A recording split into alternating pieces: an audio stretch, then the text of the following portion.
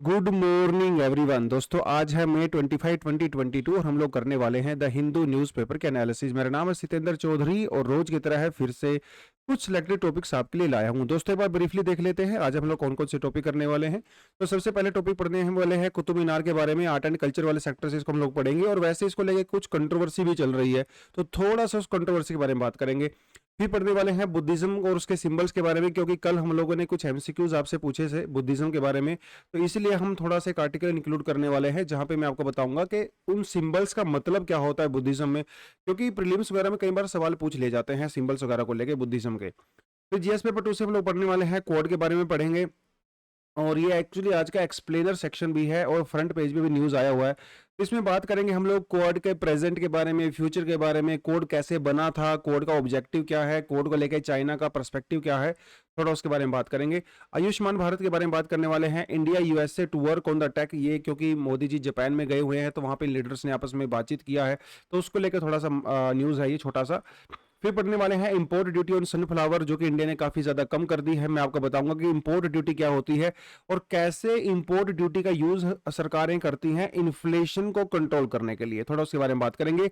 ई waste recycling के बारे में बात करेंगे, इंपॉर्टेंट है, नया है, थोड़ा इसके बारे में बात करेंगे। फिर हमारे पास एक एडिटोरियल है फिस्कल फेडरलिज्म के बारे में, जो कि वैसे तो रिपीटेड है और ये एक्चुअली पूरा मामला ना जीएसटी के बारे में है।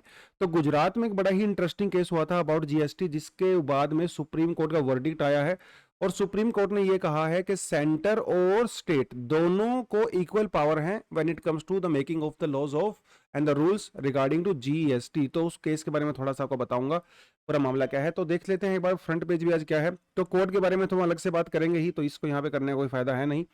India USA to work on the tech, तो अभी देखिए अप्रैल के महीने में क्या हुआ था, इंडिया और यूएसए के बीच में 2+2 मीटिंग हुआ था। 2+2 मीटिंग क्या होता है, देखिए इसमें दोनों जो दो पार्टीज होती हैं उन दोनों पार्टीज के दो बड़े बड़े लीडर्स यानी कि उनके मिनिस्टर्स वो आपस में मिलते हैं, बैठते हैं, बात करते हैं।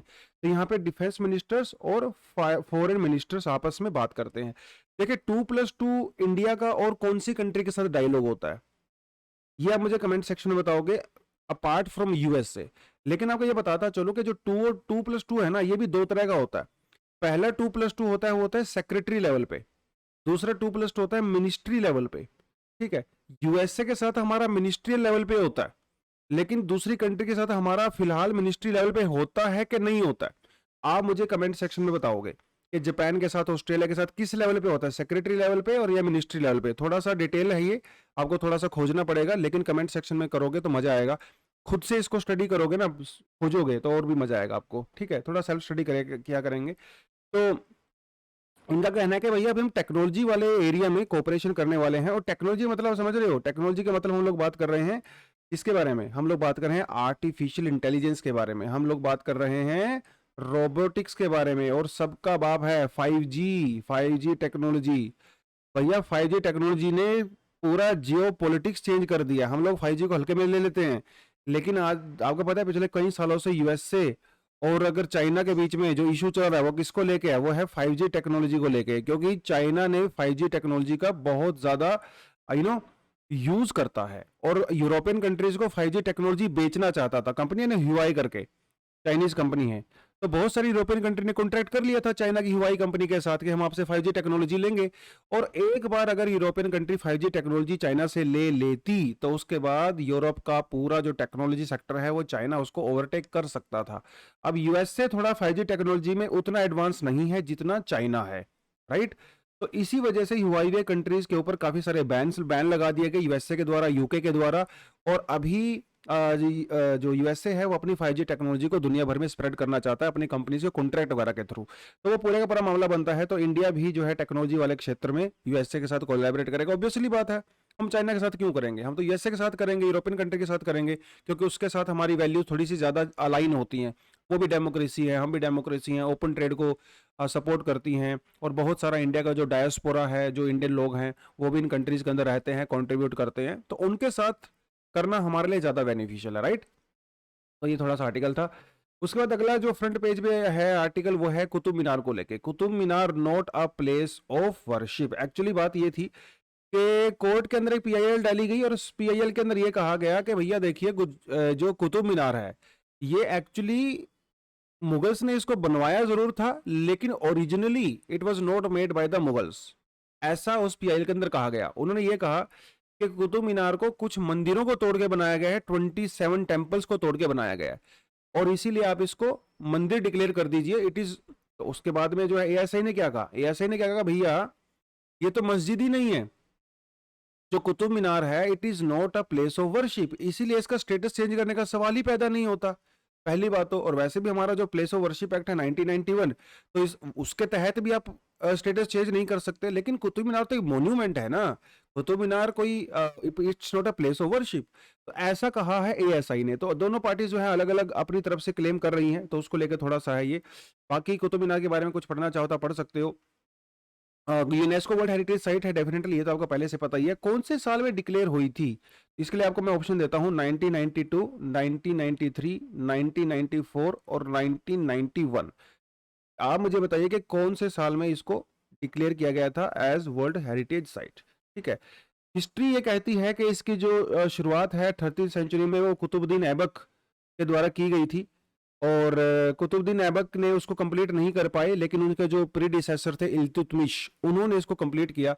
और जो ये एक्चुअली वहां पे एक उनके कोई गुरु हुआ करते थे, स्पिरिचुअल गुरु, उनके नाम पे ये बेसिकली बनाई गई थी। ठीक है, और 238 फीट जो है इसका हाइट है, और अभी ये एकदम बढ़िया मोन्यूमेंट है। तो आप भी कभी आइए, विजिट करिए, शाम के टाइम पे वहाँ पे लाइटनिंग शो भी होता है, बहुत बढ़िया, आप जाके विजिट कर सकते हैं।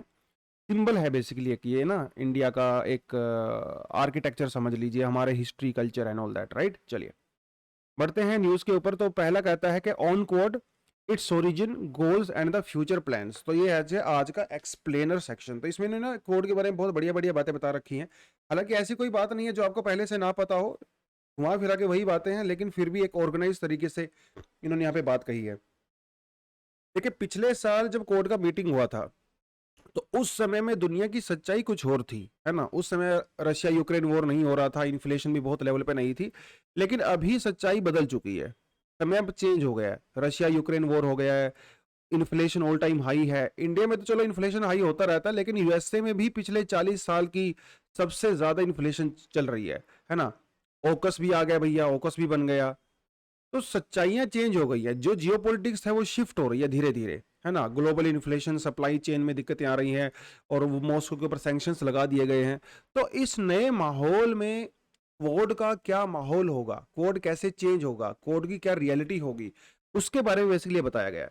तो पहले ही इन्होंने बात कही है कि भैया ये कोड जो है वो what is code and why was it form, that was the question. Actually जो कोड जो है वो एक, देखिए लिखा क्या है, इनफॉर्मल मल्टीलेटरल ग्रुपिंग लिखी है, इनफॉर्मल। ये वर्ड के ऊपर फोकस करना आपने, इस वर्ड के ऊपर। यूपीएससी में पूछता है वो आपसे, यूपीएससी का खेल ही ऐसा है ना, वो कि थोड़ा सा वर्ड की हेरा फेरी कर देता है, फॉर्मल का इनफॉर्मल कर देगा, है ना। अब और आप पकड़े जाओगे। तो ये इनफॉर्मल मीटिंग होती है, मतलब इसका कोई प्रॉपर हेडक्वार्टर नहीं है, इसका कोई प्रॉपर कॉन्स्टिट्यूशन नहीं है, इसकी प्रॉपर कोई वर्किंग, कोई सेक्रेटेरिएट, कोई बॉडी नहीं है। ये सिर्फ लीडर्स के बीच में एक इनफॉर्मल मीटिंग होती है, वो आपस में जो है फ्रेंकली तरीके से एक दूसरे से बात करते हैं, इसका मतलब होता है इनफॉर्मल। तो यूएसए, ऑस्ट्रेलिया, जापान और इंडिया ये इसके लोग हैं। लेकिन इसका मेजर ऑब्जेक्टिव क्या है, मेजर ऑब्जेक्टिव है इंडो पैसिफिक रीजन में फ्री और ओपन उसको ट्रेड को रखना, ये इसका बेसिकली मेन कोर पर्पस है। हालांकि ये चारों कंट्री हैं, चारों कंट्री अपना अपना ऑब्जेक्टिव अलग अलग तरीके से बताती हैं, क्योंकि अभी कोड फॉर्मल नहीं है ना। देखो जब कोड फॉर्मल होता है तो पेपर के अंदर लिख दिया जाता है कि भैया ये हमारा ऑब्जेक्टिव है। अभी चारों कंट्री अपने हिसाब से अलग ऑब्जेक्टिव करती हैं। जैसे यूएसए का कहना है कि हम लोग कोड को बना रहे हैं चाइना को टैकल करने के लिए, लेकिन इंडिया तो ये बात नहीं बोल सकता। अगर इंडिया ऐसा बोलेगा कि चाइना को टैकल करने के लिए कोड बनाया है, तो हमारे ऊपर जो है सैंक्शंस भी लग सकते हैं, चाइना के साथ हमारा रिलेशन भी खराब हो सकते हैं, है ना। तो अलग अलग तरीके से जो है सब अपना अपना टारगेट यहाँ पे अचीव करने की कोशिश कर रहे हैं। और इंडो पैसिफिक में को ज़्यादा फोकस किया जाता है, क्योंकि इंडो पैसिफिक जो है वो दुनिया में ट्रेड और नेवल एस्टेब्लिशमेंट का गढ़ माना जाता है। और इसकी शुरुआत पता कहाँ से हुई थी, इसकी शुरुआत हुई थी जब 2004 के अंदर सुनामी आया था। जब सुनामी आया था तो इंडिया ने, यूएसए ने, ऑस्ट्रेलिया ने, जापान में, इन कंट्रीज की बहुत हेल्प की थी। वहां पे इन्होंने एक साथ रेस्क्यू ऑपरेशंस वगैरह किए थे। उस समय से उनको ये आइडिया आया कि यार इंडो पैसिफिक रीजन में हम एक दूसरे के साथ कोलैबोरेट कर सकते हैं। तो ये आइडिया जो है सबसे पहले इस तरह का जो है शिंजो अबे, जो कि जापान के प्राइम मिनिस्टर हुआ करते थे उस समय, उन्होंने इसका आइडिया दिया था मनमोहन सिंह जी के साथ मिलकर 2006 के अंदर। फिर धीरे-धीरे बात चलती रही तो ग्रुप इसकी मीटिंग जो है 2007 में हुई। लेकिन उस समय 2007 में जब मीटिंग हुई तो कोई ऑफिशियल डॉक्यूमेंट जो है हम लोगों ने रिलीज़ नहीं किया था। लेकिन 2007 के बाद कोड बहुत ज़्यादा स्ट्रॉन्ग नहीं रह पाया अनफॉर्चुनेटली, राइट? और वो बातें जो है होती रही, फिर बीच में हटती रही, कोई कंक्रीट नहीं हुआ। लेकिन 2017 के बाद फिर से जो है कोड ग्रुपिंग ने एक नया रूप लिया और ये काफ़ी ज़्यादा स्ट्रेंथन भी हुआ, क्योंकि चाइना ने 2016-17 के बाद अपना रंग दिखाना शुरू किया। इंडियन बॉर्डर के ऊपर उसने जो है वो गलवान हुआ, उससे पहले भी कई सारी चीज़ें हुई, है ना? उसके बाद हम लोगों ने सोचा, इंडिया ने सोचा कि भैया कोड को और ज़्यादा मजबूत करने की ज़रूरत है। तो सारी की सारी चीज़ें हुई। उस समय डोकलाम वगैरह सब हुआ था, फिर गलवान हुआ और भी बहुत सारी चीज़ें हुई थी। फिर 2021 में एक्चुअली फिर मिस्टर बाइडेन, मिस्टर मोदी और ऑस्ट्रेलिया के प्राइम मिनिस्टर स्कॉट जो मैंने सुना अभी वो पद से हट रहे हैं, नए प्राइम मिनिस्टर बन गए हैं। तो उन्होंने फिर जो है एक वर्चुअल मीटिंग किया। ये पहला ऑफिशियल मीटिंग था एक्चुअली कोड का, जो कि प्रॉपर तरीके से हुआ था, ठीक है? और उन्होंने अपने ऑब्जेक्टिव्स वगैरह भी बताए थे। एक रिपोर्ट इशू की, रिपोर्ट यानी कि इन द सेंस का स्टेटमेंट आप कह सकते हैं, स्पिरिट ऑफ द कोड। तो पिछले साल से एक्चुअली कोड एक बहुत फॉर्मल तरीके से उभरा है और हो सकता है कि आने वाले कुछ समय में कोड को भी ब्रिक्स के जैसी ऑर्गेनाइजेशन बनाई जा सकती है। लेकिन इसका ऑब्जेक्टिव क्या है ग्रुपिंग का? मैंने आपको वही बताया कि जो इंडो पैसिफिक में जो फ्री ट्रेड है, पहले बताओ आपको वो करना है। Rule of law, territorial integrity, freedom of navigation, वही बड़ी बड़ी बातें जो यहाँ पे की जाती हैं। और कई सारे एरियाज ऐसे होते हैं जहाँ पे कोलैबोरेट करते हैं, जैसे cyber security, critical technology, supply chain resilience, वो बड़ी बड़ी बातें, ये सब किया जाता है, ठीक है? कोड रेडर ने जो है एक और प्रोग्राम भी लॉन्च किया था जिसे कहा जाता है कोड वैक्सीन इनिशिएटिव, जिसमें 1 बिलियन वैक्सीन को ये लोग डिस्ट्रीब्यूट करने वाले थे। कहाँ पे? एशियन और साउथ एशियन कंट्रीज के अंदर। हालांकि इसके अंदर कुछ दिक्कतें हैं, अभी नहीं हो पाएगा, क्योंकि इनका टारगेट था कि 2022 के एंड तक हम लोग वैक्सीन को डिलीवर कर देंगे। खैर वो होगा कि नहीं होगा वो बाद में देखने वाली बात है, थोड़ा मुश्किल ही यहाँ पे लग रहा है। उसके बाद जो है एक 5G टेलीकम्युनिकेशन को लेके भी हमारा बीच में अग्रीमेंट बना है, और भी कई सारी छोटी छोटी चीज़ें हम लोगों ने की हैं।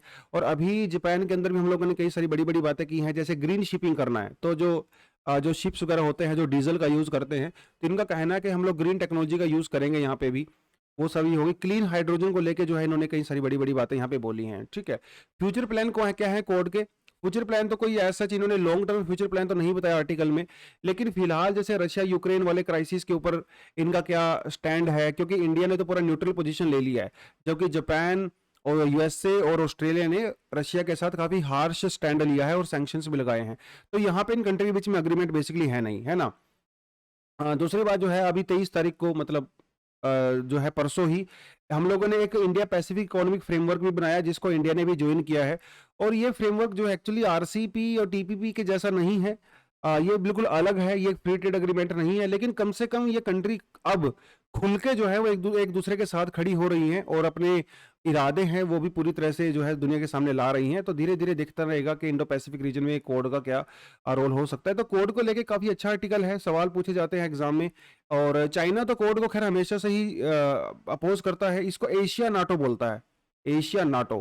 देखिए चाइना कुछ भी बोलता रहे, उससे हमें कोई ज्यादा फर्क नहीं पड़ता, क्योंकि एज लॉन्ग एज कोड कोई फॉर्मल ऑर्गेनाइजेशन नहीं बनता है तब तक जो है इसके बारे में हम लोग कोई बहुत बड़े रूप से नहीं कह सकते। फिलहाल तो ये इनफॉर्मल ही है। देखिए इस तरह से चारों लीडर एक दूसरे के साथ खड़े हुए हैं और इनको पता है कि कॉमन क्या है, कॉमन है चाइना। तो भैया चाइना सबके लिए थ्रेट है एक तरह से, किसी के लिए स्ट्रेटेजिक थ्रेट है, किसी के लिए फाइनेंशियल थ्रेट है ना? चलिए अगला जो आर्टिकल है वो है centre scraps import duty on the crude sunflower soybean and soybean oils. देखिए थोड़ा आपको बताता चलो कि जब भी इन्फ्लेशन होता है तो इन्फ्लेशन एक्चुअली दो तरह से हो सकता है। इन्फ्लेशन हो सकता है डिमांड की साइड से और इन्फ्लेशन हो सकता है सप्लाई की साइड से। तो डिमांड की सप्लाई में तो जो है आरबीआई काफी ज्यादा रोल प्ले कर सकता है ना? आरबीआई इंटरेस्ट रेट कम कर सकता है, ज्यादा कर सकता है, बेसिकली मनी सप्लाई को कंट्रोल कर सकता है। लेकिन सप्लाई वाली साइड से आरबीआई कुछ नहीं कर सकता, सप्लाई वाली साइड से सारा काम करना पड़ता है गवर्नमेंट को। तो अगर मान लो किसी चीज की सप्लाई कम हो जाती है तो सप्लाई को टैकल करने के दो तरीके होते हैं। पहला तरीका होता है इमीडिएट और दूसरा तरीका होता है लॉन्ग टर्म। तो इमीडिएट में सरकार क्या करती है, उस पर्टिकुलर प्रोडक्ट को बाहर वाली कंट्री से इंपोर्ट कर सकती है और इंडिया में उसकी जो सप्लाई कम थी उसको पूरा कर सकती है। लॉन्ग टर्म में हम उसकी डोमेस्टिक प्रोडक्शन कर सकते हैं। अब प्रोडक्शन आप 15-20 दिन में तो नहीं कर सकते, समय लगता है। तो इस समय हम लोग यही कर रहे हैं, क्योंकि जो वेजिटेबल ऑयल है उनका प्राइस ऑल टाइम हाई चल रहा है, क्योंकि यूक्रेन वगैरह से, अर्जेंटीना से, ब्राजील से जो हम लोग लेके आते थे वहां पे दिक्कतें आ रही हैं, अलग अलग दिक्कतें हैं। तो हम लोगों ने क्या किया, सनफ्लावर के ऊपर इंपोर्ट ड्यूटी कम किया। तो होता क्या है, जब सरकार को इंपोर्ट को डिस्करेज करना होता है, तो देखिए मान लो ये जो है ऑस्ट्रेलिया है और इधर है इंडिया, तो ऑस्ट्रेलिया से जब भी कोई सामान इंडिया में आता है और जैसे ही वो बाउंड्री को पार करता है तो यहाँ के उसके ऊपर लगाया जाता है इंपोर्ट ड्यूटी। ठीक है, जितना ज्यादा इंपोर्ट ड्यूटी होगा वो उस सामान उतना ही महंगा हो जाता है। तो जब सरकार को इंपोर्ट को डिस्करेज करना होता है तो सरकार इंपोर्ट ड्यूटी को इंक्रीज कर देती है, तो उसका प्राइस हाई हो जाता है। प्राइस हाई हो जाता है तो लोग खरीदना बंद कर देते हैं। लेकिन जब सरकार चाहती है कि ऑस्ट्रेलिया से ज्यादा सामान इंडिया में आए तो इंपोर्ट ड्यूटी को रिड्यूस कर देती है, जिससे उसका प्राइस कम हो जाता है और ज्यादा से ज्यादा सामान हम लोग इंपोर्ट कर सकते हैं। तो सनफ्लावर वाले केस में यही हो रहा है। इस समय सनफ्लावर का प्राइस काफी ज्यादा हाई है, तो सरकार ने उसके ऊपर इंपोर्ट ड्यूटी को काफी ज्यादा कम कर दिया है। पहले ये 10% के लगभग हुआ करता था, अभी इसको घटा के 2.5% कर दिया है। इसका मतलब अभी जो फॉरेन कंट्री से जो सनफ्लावर या और कोई हम लोग ऑयल मंगवाते हैं तो उसके ऊपर प्राइस जो है कितना कम हो गया है, 7.5% कम हो गया है। तो उसकी कीमत कम हो गई है, जिसकी वजह से हम लोग यहाँ पे इन्फ्लेशन को बेसिकली टैकल कर सकते हैं। तो वो पूरा इस आर्टिकल के अंदर बताया गया है। ये तो कोई पहले वाला आर्टिकल है, ठीक है। तो सनफ्लावर, पाम ऑयल, क्योंकि देखिए मलेशिया वगैरह ने, इंडोनेशिया ने वैसे भी पाम ऑयल के इंपोर्ट को, एक्सपोर्ट को बंद कर दिया है, तो उसकी वजह से भी इंडिया में फूड जो प्राइसेस हैं काफ़ी ज़्यादा हाई चल रहे हैं। यूक्रेन वॉर, कोड वगैरह, वो सारी सारी चीज़ें ना, तो ये इसीलिए तो थोड़ा सा इंपोर्ट ड्यूटी के बारे में आपको पता होना चाहिए। हम लोगों ने इंपोर्ट ड्यूटी को काफ़ी ज़्यादा कम कर दिया है, ठीक है जी, बस। और इसमें कुछ खास नहीं था। आगे बढ़ते हैं। 60% e waste recycling likely by the 2023। Actually पूरा मामला ये है कि हमारा सरकार ने, एनवायरमेंटल मिनिस्ट्री ने नई गाइडलाइन इशू की है। गाइडलाइन एक्चुअली अभी तक प्रॉपर गाइडलाइन नहीं है, वो सिर्फ एक रिकमेंडेशन है। रिकमेंडेशन मतलब अभी सरकार जो है लोगों से सजेशन मांग रही है कि हम लोग ई वेस्ट को कैसे टैकल कर सकते हैं, और ये प्रॉपर तरीके से जब रूल्स बनेंगे, रेगुलेशन बनेंगे, हम लोग इसको और अच्छे तरीके से हैंडल कर सकते हैं। तो बेसिकली ई वेस्ट का मतलब क्या होता है, ई वे जो हमारे इलेक्ट्रॉनिक इक्विपमेंट्स वगैरह होते हैं, जब वो मिसयूज, उसको मतलब सॉरी, जब वो आउट ऑफ यूज हो जाते हैं तो उसको डंप कर देते हैं, इसे कहा जाता है ई वेस्ट। और ई वेस्ट दुनिया में बहुत बड़ी प्रॉब्लम है, और ई वेस्ट में बहुत सारे टॉक्सिक्स भी होते हैं, मर्क्यूरी होता है, लेड होता है, दुनिया भर के, जो कि बाद में हमारे इकोसिस्टम का पार्ट बन जाते हैं और बहुत ज़्यादा हमारे हेल्थ के को जो है नुकसान करते हैं। तो ई वेस्ट को टैकल करने के लिए काफ़ी ज़्यादा सरकार जो है यहाँ पे प्रयास कर रही है, और उसके बारे में थोड़ा सा ये आर्टिकल है। एक्चुअली अभी मतलब 19 तारीख को ही ministry of environment of forest climate change ने e waste management draft rule जो है उसको इशू किया और सजेशन वगैरह मांग रही है, जिसके तहत 3 लोगों के ऊपर, मैन्युफैक्चरर के ऊपर, प्रोड्यूसर के ऊपर और रिसाइकलर मतलब, और इसे रिसाइकिल कह सकते हो, रिफर्बिशर कह सकते हो, इनके लिए सरकार ने खास खास रूल्स बनाए हैं। रूल मैंने आपके लिए यहाँ पे लिख रखे हैं, लेकिन ये अभी इसको मेमोराइज करने की जरूरत नहीं है, क्योंकि जब रूल फाइनली बाहर आएंगे, अभी तो ड्राफ्ट है ना, फाइनल नहीं है, तब इसको हम लोग थोड़ा सा देखेंगे, क्योंकि इसके अंदर डेफिनेटली कुछ ना कुछ चेंजेस हो सकते हैं। तो फिलहाल ड्राफ्ट के अंदर मैन्युफैक्चरर को लेके, प्रोड्यूसर को लेके और रिफर्बिशर्स को लेके अलग अलग रूल बनाए गए हैं। तो बेसिकली इनका ये मानना है कि जो भी मैन्युफैक्चरर, प्रोड्यूसर या रिफर्बिशर अगर वो ई वेस्ट को प्रोड्यूस करते हैं तो उसको रिसाइकिल करने की जिम्मेदारी भी उन्हीं की होगी, और अगर वो जिम्मेदारी को फुलफिल नहीं करेंगे तो उनका लाइसेंस भी कैंसिल हो सकता है। रिफर्बिशर का मतलब ये होता है ना, जैसे आपके सिटी में दुकान वाले होते हैं जो कि मोबाइल वगैरह को रिपेयर करते हैं, लैपटॉप को रिपेयर करते हैं, उसको रिफर्बिशर बोलते हैं। तो उनको वेबसाइट के ऊपर अपने आप को रजिस्टर करना पड़ेगा, और उनको ये बताना पड़ेगा मंथ के एंड में, 2 महीने के एंड में, कि भैया आपने कितना ई वेस्ट प्रोड्यूस किया और उसमें से कितना आपने कलेक्ट किया, कितना आपने रिसाइकिल किया। और वो पूरे का पूरा डेटा किसके पास जाएगा, सेंट्रल पोल्यूशन कंट्रोल बोर्ड के पास जाएगा, और वो फिर उसको बाद में जाके ऑडिट कर सकते हैं। तो बेसिकली हर लेवल के ऊपर, मैन्युफैक्चरर के ऊपर भी, प्रोड्यूसर के ऊपर भी, रिफर्बिशर के ऊपर भी, तो ऊपर से लेके नीचे तक सभी के साथ उस सर के ऊपर हम लोगों ने रिस्पॉन्सिबिलिटी यहाँ पे डाल दिया है। तो डेफिनेटली इंडिया में फ्यूचर में ई वेस्ट जो है वो कम होगा। बहुत बढ़िया स्टेप लिया है सरकार ने, और इसको ज्यादा मजबूत करने की जरूरत है। आगे बढ़ते हैं दोस्तों। Ayushman Bharat health account app launch, तो ऐप भी लॉन्च हो गया आयुष्मान भारत का, जिसके तहत जो लोग पहले जिनको थोड़ा दिक्कत आता था फायदा उठाने का, आयुष्मान भारत के अंदर जो हम लोग सुविधाएं दिया जाता है, वो लोग उसको अभी थोड़े ज्यादा और इजी तरीके से कर सकते हैं। तो गूगल प्ले स्टोर के ऊपर फिलहाल ये ऐप आया है, हेल्थ रिकॉर्ड के नाम से हेल्प है। आप इसको डेफिनेटली उसको जाके कर सकते हो, और आपका जो यूपीआई वगैरह है उसको भी आप वहाँ पे इंटीग्रेट कर सकते हो, अपने आधार कार्ड के साथ उसको लिंक कर सकते हो। कोविड-19 वगैरह के लिए अगर आपको अपॉइंटमेंट वगैरह चाहिए वो भी आप वहाँ पे कर सकते हो। तो बहुत बढ़िया ऐप है, आप इसको डाउनलोड कर सकते हो।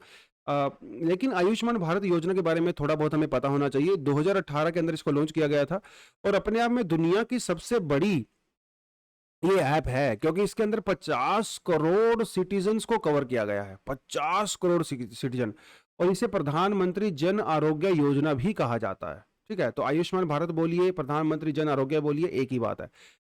इसका पर्पज क्या है? इसका पर्पज ये है कि जो गरीब जनता है, ठीक है, उनको कैशलेस, देखिए कैश नहीं दे रहे हैं हम लोग, कैशलेस हेल्थ सर्विसेज दे रहे हैं।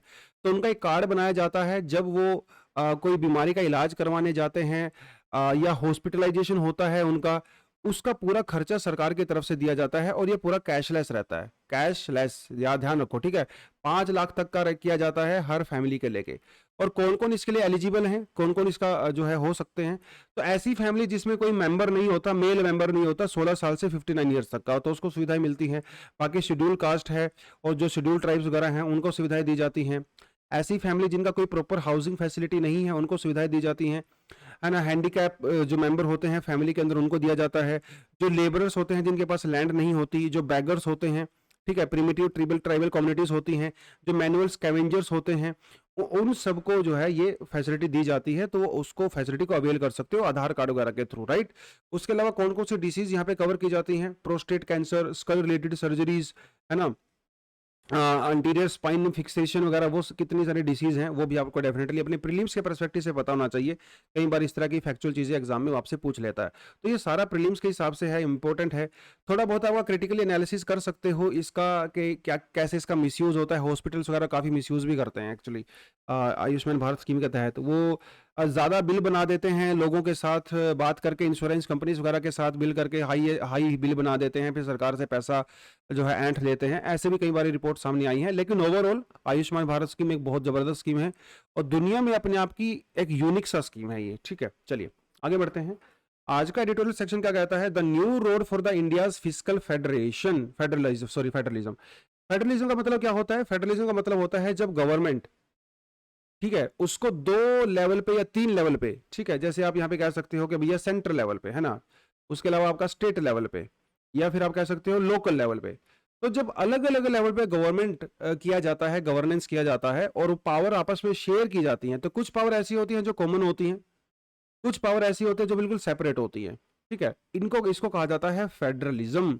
और इंडिया का तो प्रॉपर फेडरलिज्म भी नहीं है, हमारा तो भैया क्वासी फेडरलिज्म है, राइट। और हम लोग यूएसए के मॉडल को बेसिकली फॉलो नहीं करते हैं, हम लोग कनाडा के मॉडल को फॉलो करते हैं। ठीक है, कनाडा में फॉलो मतलब किसने, इन द सेंस कि वहां पे सेंटर जो है वो ज्यादा मजबूत है एज कंपेयर टू स्टेट्स। खासकर जब फाइनेंशियल पावर्स की बात आती है तो यहाँ पे तो भैया सेंटर काफी ज्यादा स्ट्रोंग है। तो जीएसटी के आने से पहले भी सेंटर मजबूत था, जीएसटी के आने के बाद भी सेंटर ज्यादा मजबूत है। लेकिन जीएसटी में एक चीज तो हो गई कि जीएसटी में बहुत सारे टैक्स ऐसे थे जिसको हटा दिया गया, सेंटर और स्टेट के बहुत सारे टैक्सेस को मर्ज कर दिया गया, और ये इनडायरेक्ट टैक्सेस का अब तक का सबसे बड़ा रिफॉर्म है। ठीक है, जैसे सर्विस चार्ज होता है, सर्विस टैक्स होता है, जीएसटी होता, सॉरी वैट होता था, एक्साइज ड्यूटी वगैरह होती थी, एंटरटेनमेंट टैक्स होता था, ऑक्ट्रॉय टैक्स होता था, एंट्री टैक्स वगैरह, उनको सबको खत्म कर दिया गया। तो 20 से 25 टैक्सेस के लगभग यहाँ पे खत्म कर दिए गए, और अभी पावर जो है वो सेंटर और स्टेट दोनों के बीच में शेयर की जाती है, राइट। और ये किया गया था वन नेशन वन टैक्स मंत्रा के तहत। ठीक है, 2000 जो है 17 में जो है इसको प्रॉपर तरीके से लागू किया गया। और ये क्या है, देखिए इट्स ये जो है मल्टी पॉइंट सिस्टम है। जीएसटी जो है वो मल्टी पॉइंट के ऊपर लगाया जाता है, जितनी बार प्रोडक्शन होगा, जितनी बार उसका डिस्ट्रीब्यूशन होगा, उतनी ही बार इसको लगाया जाता है। ठीक है, ये थोड़ा आपको बस यहाँ पे पता होना चाहिए। और जीएसटी के अंदर एक्चुअली 3 तरह के टैक्स लगाए जाते हैं। एक हमारा सेंटर जीएसटी होता है, एक हमारा स्टेट जीएसटी होता है, और एक हमारा आईजीएसटी होता है। आईजीएसटी मतलब जो कि इसके ऊपर लगाया जाता है, जो कि इंटर स्टेट ट्रेड होती है। अब यहाँ पे बहुत ही इंटरेस्टिंग केस आया था अभी थोड़े समय पहले, केस आया था वो गुजरात से। तो होता क्या है, एक गुजरात में जो है एक कंपनी थी, मोहित केमिकल्स करके कुछ कंपनी थी। तो वो लोग क्या करते थे, वो यूएसए से केमिकल्स को इंपोर्ट करते थे। अब यूएसए से जो आदमी एक्सपोर्ट कर रहा है, मान लो किसी कंपनी का नाम है XYZ, अब ये इसको मोहित को इंडिया में जो गुजरात में बेस्ड है उसको केमिकल भेजने हैं शिपिंग के थ्रू। तो ये लोग क्या करते हैं, सिंगापुर किसी कोई बेस्ड कंपनी है उसको कॉन्ट्रैक्ट दे देते हैं। अब XYZ ने पैसा किसको दे दिया, सिंगापुर वाली कंपनी को दे दिया। तो इन दोनों के बीच में अग्रीमेंट हो गया, उधर से मोहित केमिकल के बीच में और XY के बीच में जो है वो उनके बीच में अग्रीमेंट हो गया। बेसिकली यूएसए से गुजरात तक सामान पहुंचाने की जो जिम्मेदारी है वो किसकी है? XYZ की है। जितना पैसा पे किया जाता है वो भी XYZ के द्वारा ही पे किया जाता है। किसको पे किया जाता है? सिंगापुर के द्वारा पे। सीधी सी बात है, मान लो आप अमेजोन से जो है सामान मंगवाते हो, तो आप उसके गोडाउन से लेके आपके घर तक जो आएगा वो पूरी रिस्पॉन्सिबिलिटी किसकी है? अमेजोन की है ना। आप तो उसका प्राइस पे करते हो, प्राइस पे करते हो। तो ऐसा ही हुआ, तो ये अब तक मामला चल रहा था, लेकिन सेंटर ने कहा, सेंटर ने मोहित को ये कहा कि भैया देखो, क्योंकि आप अमेरिका से सामान मंगवा रहे हो तो हम आपके ऊपर IGST लगाएंगे। अब मोहित कह रहा है कि भैया आप कैसी पागलों जैसी बातें कर रहे हो, मैं कोई यहाँ पे इंटरस्टेट ट्रेड थोड़ी कर रहा हूँ, है ना, और मैं कोई सर्विसेज थोड़ी ले रहा हूं, मैं तो सिर्फ सामान का पैसा पे कर रहा हूं, सर्विसेज तो सिंगापुर वाले ले गए। आपको GST लगाना है तो सिंगापुर वालों के पास लगाओ ना, मुझे क्यों, मेरे ऊपर क्यों लगा रहे हो? क्योंकि कंपनी तो सिंगापुर वाले प्रोवाइड करा रहे हैं, या फिर एक्सपोर्टर से जाके लो, मेरे ऊपर क्यों आप जो है टैक्स लगा रहे हो? सेंटर ने कहा नहीं नहीं, हम तो आपके ऊपर टैक्स लगाएंगे। मोहित ने कहा कि नहीं, मैं आपको टैक्स नहीं दूंगा। तो ये मामला चला गया कोर्ट के अंदर। पहले गुजरात हाई कोर्ट के अंदर गया, गुजरात हाई कोर्ट ने भी मोहित को कहा कि हाँ भैया आप बिल्कुल सही हो, आप GST नहीं दोगे। फिर ये मामला चला गया सुप्रीम कोर्ट के अंदर। सुप्रीम कोर्ट ने भी यही कहा कि अगर कोई इंडियन इंपोर्टर अगर कई बाहर से सामान को इंपोर्ट करता है तो उसके ऊपर GST नहीं लगेगा। उसके अलावा सेंटर और स्टेट इन दोनों के पास बराबर अधिकार होता है इसका GST को अप्लाई करने का। अभी तक क्या हो रहा था? अभी तक हमारे पास GST काउंसिल था, जो कि हम लोगों ने आर्टिकल 279A के तहत उसको बनाया था। इसके तहत ये कहा गया था कि देखो, जो GST काउंसिल क्या होता है, GST काउंसिल जो है रिकमेंडेशन करता है। किसको रिकमेंडेशन करता है? स्टेट को रिकमेंडेशन करता है अलग अलग चीजों के बारे में, किसके ऊपर टैक्स कम किया जाए, किसके ऊपर ज्यादा किया जाए, कौन सा आइटम इंक्लूड किया जाए, कौन सा टाइम एक्सक्लूड किया जाए, उन सारी चीजों को लेकर बनाता है। लेकिन कानून के अंदर यह लिखा हुआ है कि GST काउंसिल सिर्फ रिकमेंडेशन दे सकती है, इसके डिसीजन बाइंडिंग नहीं होते हैं, राइट। उसके बावजूद भी अभी तक GST वाले जितने भी डिसीजन होते थे उसको बाइंडिंग ही माना जाता था। लेकिन अभी सुप्रीम कोर्ट ने क्योंकि बोल दिया है कि वो बाइंडिंग नहीं है, तो स्टेट भी अपने हिसाब से जो गुड्स एंड सर्विसेज होते हैं उनको इंक्लूड और एक्सक्लूड कर सकते हैं। तो ये इस पूरे आर्टिकल का बेसिकली ये आर्गुमेंट है कि इसकी वजह से जो फिस्कल फेडरलिज्म है वो इंप्रूव होगा। तो अभी सेंटर और स्टेट के बीच में जो फाइनेंशियल रिलेशनशिप है वो भी चेंज हो जाएगा। अभी स्टेट अपनी मर्जी से किसी भी सामान के ऊपर GST टैक्स लगा सकते हैं, तो उसको GST काउंसिल के ऊपर पूरी तरह से डिपेंडेंट होने की जरूरत नहीं है। तो आने वाले समय में हमें देखने को मिलेगा कि स्टेट जो है वो अपनी तरफ से टैक्स लगा रहे हैं, सेंटर अपनी तरफ से लगा रहा है। लेकिन यहाँ पे कुछ एक्सपर्ट्स का कहना है कि इसकी वजह से बहुत ज्यादा कियोस भी हो सकता है ना, बहुत ज्यादा मिसमैनेजमेंट भी हो सकता है। देखिए, GST का मेन ऑब्जेक्टिव क्या था? GST का मेन ऑब्जेक्टिव था यूनिफॉर्मिटी। लेकिन भैया हर स्टेट और सेंटर अगर अपने हिसाब से लगाने लगेंगे तो फिर पूरा पर्पस ही डिफीट हो गया, है ना। तो वो सारी सारी चीजें हैं GST काउंसिल की के अंदर जो है, क्या क्या आप देख सकते हो। GST काउंसिल का फंक्शन क्या है वो भी आप यहाँ पे देख सकते हो कि किसी के ऊपर टैक्स लगाना है नहीं लगाना है, मॉडल GST लो वगैरह वो सब चीजें। ये पुराना आर्टिकल है, मैंने वहां से कॉपी पेस्ट इसको करके उठाया जस्ट, ठीक है। तो पार्लियामेंट के पास और स्टेट लेजिस्लेचर के पास सब अधिकार होगा, अपने अपने हिसाब से हम वो कर सकते हैं। तो मिनिस्ट्री ऑफ फाइनेंस मिनिस्टर ने इसके बारे में क्या कहा? तो सुप्रीम कोर्ट ने जब ये वर्डिक्ट दिया तो स्टेट बहुत खुश हुए, लेकिन फाइनेंस मिनिस्ट्री ने कहा कि भैया खुश होने की जरूरत नहीं है। सुप्रीम कोर्ट ने ऐसा कुछ भी नहीं कहा जो पहले से कानून में नहीं था।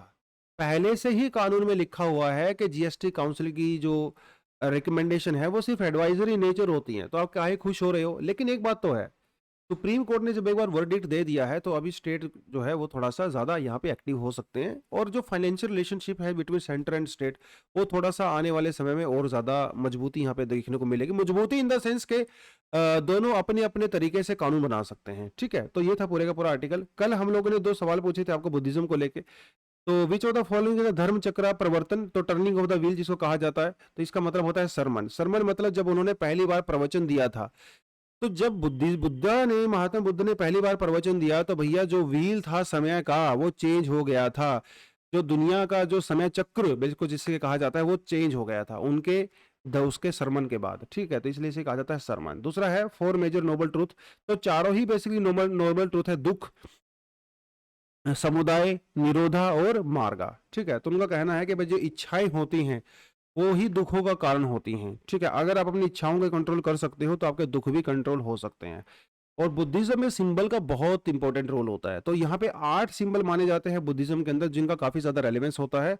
आपके लिए मैं बहुत पता नहीं कहाँ से निकाल के कंटेंट लेके आया हूँ, आप इसको क्लियरली देख सकते हो। ठीक है, शंख होता है, शंख का क्या मीनिंग होता है? It is sound of Dharma, awakening. ठीक है, हिंदुइज्म के अंदर भी इस शंख का यही मतलब होता है कि जब आप शंख बजाते हो तो आप अवेकनिंग करते हो। ठीक है, धर्म वीर का क्या मतलब होता है? Symbol of the Buddha teaching the dharma, है ना, तो ये धर्म का उसका टीचिंग होता है। और गोल्डन फिश का मतलब होता है symbol of happiness and the freedom. Note जो यहाँ पे दिखा रहा है आपको, इसका मतलब होता है symbol of peace and harmony.